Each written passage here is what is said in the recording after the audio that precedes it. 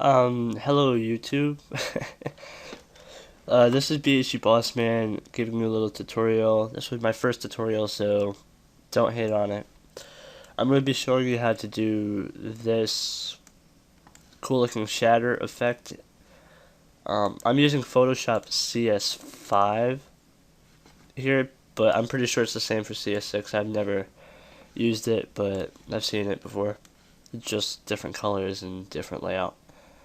But what first thing you want to do obviously is open Photoshop and create a new project. For the dimensions I used on this was a simple 1080 by 720. It's just an average YouTube video.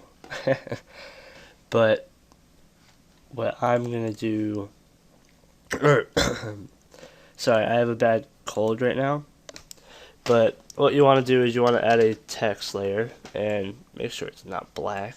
You know, add, just make this white. No racism there. And then make it however big you want it. I'm just gonna place it there. So now we have the text layer, but you want to get the shatter effect. So the first step that you want to do is you want to right click your text layer and go down to rasterize type. This will make it a edible no, not an edible object, but you can edit it, do whatever you want without that stupid like if you go to erase it, it'll erase. So edit, undo. So what you want to do is you want to click your lasso tool, right? And then start selecting pieces that you want to come off the text.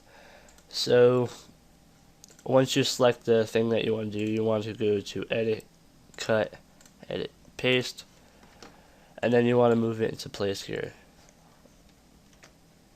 And then I'm going to do like a thin cut like that, and then make sure you keep going to the text layer BHG or your text layer, and then you want to keep going with the processor, and then just make a cool little design, whatever, mess around with it a little bit. So cut, paste, and then just repeat the process for each thing. But also, if you wanted to, you can go to free transform and make it a little bit bigger. Gives a little bit more depth.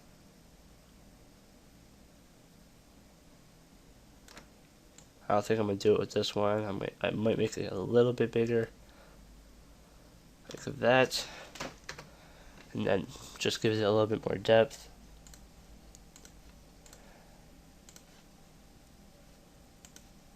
And like I said, it's a very simple tutorial. Not a lot of people know how to do it though. There's other tutorials, so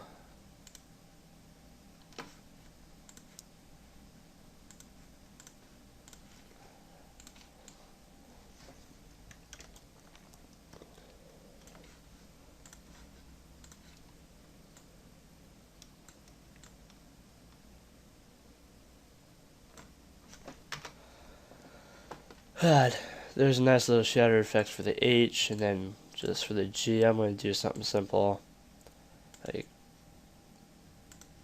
this, and then I don't know.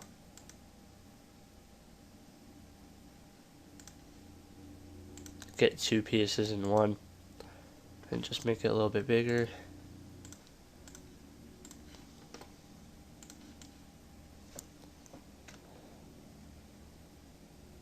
Like that.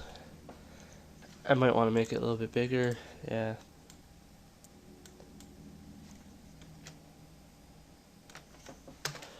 And then there's your text. That's a simple, cool looking shatter effect. But now, you see I have 4 extra layers here and a BHG, which is my original text layer.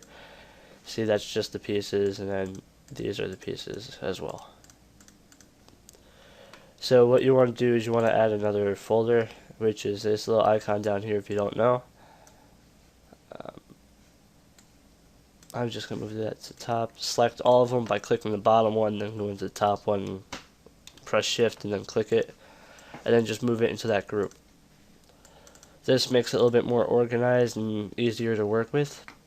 Now we can go to drop shadow, which adds that little drop there. So I'm just going to add a little bit more spread and size, so it actually looks like it's popping out at you. And then as you can see, it only worked for that layer, but as always you can copy and paste. So what you want to do is you want to right click layer 1 and go down to copy layer style, and then just select all these and then paste layer style. This will just add the layer style, which is just the little effects there, to the little pieces.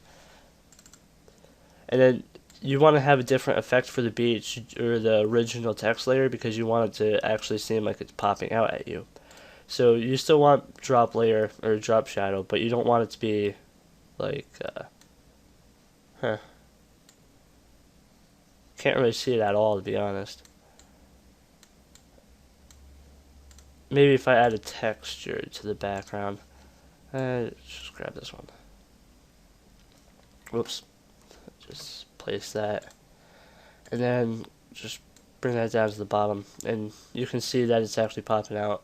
If I took away the drop shadow, it would look like that. This one just looks like it's actually popping out and has more texture and depth. So there's the simple thing, yeah. But if you want to add a texture to this BHG or to whatever you're making, I'm just gonna do this really quick, make it like a bad paper look, I guess. Normally you would have to do this and then like something like this and just try and texturize it. But in order, I actually like that overlay. Yeah, but in order to make it actually go with the BHG, you have to open up your group and then you see this box right here, the little icon for the right before it. Press shift and then click it, and then you see it outlines. So and then for the next one you have to press control and shift, and then you just click the rest of them plus your original layer. And now after you do that, you want to click on the layer that you want to cut out the texture from. Go to edit, copy, and then paste. And then you see here it added the texture to this. It's just one simple, really easy way to do it. And then you can mess around with the blend options and then get the shadow and with multiply. Multiply. And then you can get rid of the original texture out. Like that. So now you have that. If you want to get a better texture, you can always mix textures. Like this one looked pretty bland and dull like this one. And then I'll just hover over the whole thing.